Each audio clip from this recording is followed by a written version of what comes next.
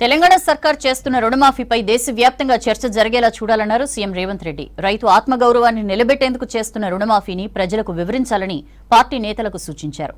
రేపు రుణమాఫీపై గ్రామాన సంబురాలు జరపాలన్నారు. ఎన్నికల హామీలు నెరవేరుస్తున్నామని, సంక్షేమం, అభివృద్ధి సమన్వయం చేసుకుంటూ ముందుకు సాగుతున్నామన్నారు సీఎం రేవంత్.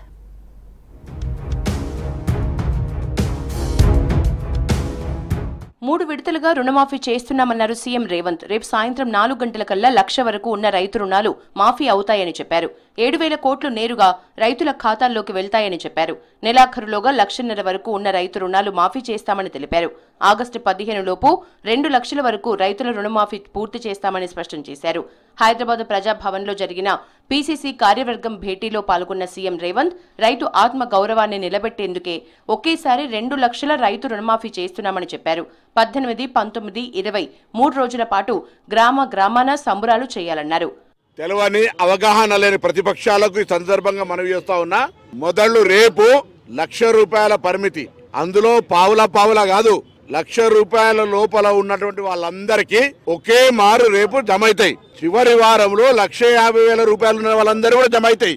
ఆగస్టు లోపు మిగతా 2,00,000 రూపాయలు ఉన్న వాళ్ళందరికీ కూడా లోన్ అవుతుంది.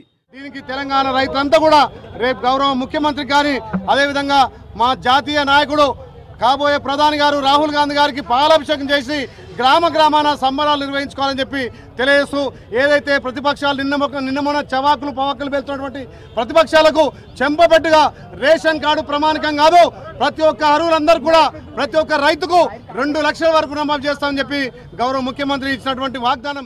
రాష్ట్ర వ్యాప్తంగానే కాకుండా దేశవ్యాప్తంగా రుణమాఫీపై చర్చ జరిగేలా చూడాలని నేతలకు దిశానిర్దేశం చేశారు సీఎం రేవంత్. రాహుల్ గాంధీ ఇచ్చిన గ్యారంటీని అమలు చేశామని పార్లమెంట్లో ఎంపీలు చెప్పాలని సూచించారు. రుణమాఫీ గురించి 20 ఏళ్లు చెప్పుకోవాలన్నారు.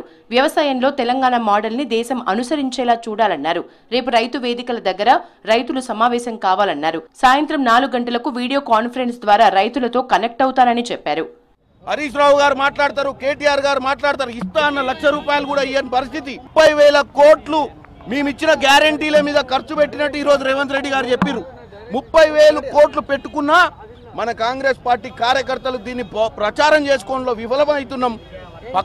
ప్రతిపక్ష పార్టీలు తప్పుతో పట్టిస్తుంటే మనం అందరం కూడా చేస్తున్న వాటిని కూడా ప్రజలకు చెప్పే విధంగా ముందుకు పోవాలని చెప్పి ఈరోజు రేవంత్ రెడ్డి గారు మా అందరికి దిశానిర్దేశం చేసి, సో గౌరవ ముఖ్యమంత్రి గారు అలాగే మంత్రులు కూడా సచివాలయం నుంచి కార్యక్రమాన్ని ప్రారంభిస్తారు. గ్రామీణ స్థాయి వరకు రైతు రుణమాఫీ అనేటువంటి అంశాన్ని ఒక పండుగ వాతావరణంలో తీసుకురావాలి, ముందుకు తీసుకుపోవాలి.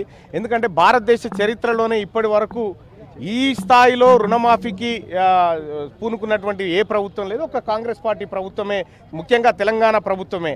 తెలంగాణ మోడల్ సంక్షేమం ఎట్లుంటుంది అనేది భారతదేశానికి చాటి చెప్పాలనేది ఈ సమావేశంలో జరిగిన నిర్ణయం. మహాలక్ష్మి పథకం కింద 62 కోట్ల మంది మహిళలు ఫ్రీ బస్ జర్నీ చేశారన్నారు సీఎం రేవంత్. గృహజ్యోతి కింద 46 లక్షల ఇళ్లకు 200 యూనిట్ల ఫ్రీ కరెంట్ ఇచ్చామని చెప్పారు. 500 రూపాయలకే సిలిండర్ పథకానికి 200 కోట్లు ఖర్చు చేశామని తెలిపారు. రైతు బీమా కోసం 734 కోట్లు ఖర్చు చేస్తున్నామన్నారు సీఎం రేవంత్. 7 నెలల్లో సంక్షేమానికి 30,000 కోట్లు ప్రభుత్వం ఖర్చు చేసిందని చెప్పారు.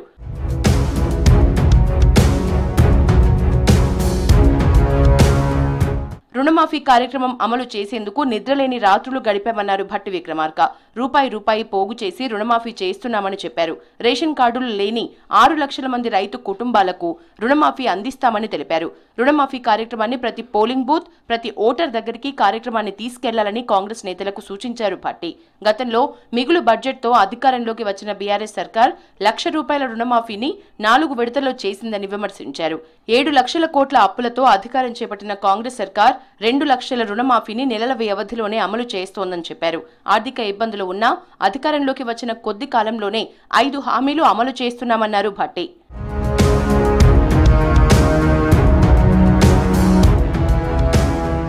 రుణమాఫీ అమలు చేస్తున్నందుకు ప్రజాభవన్ దగ్గర CM Revanth, deputy CM Bhatti Vikramarka ఫ్లెక్సీలకు పాలాభిషేకం చేశారు కాంగ్రెస్ నేతలు.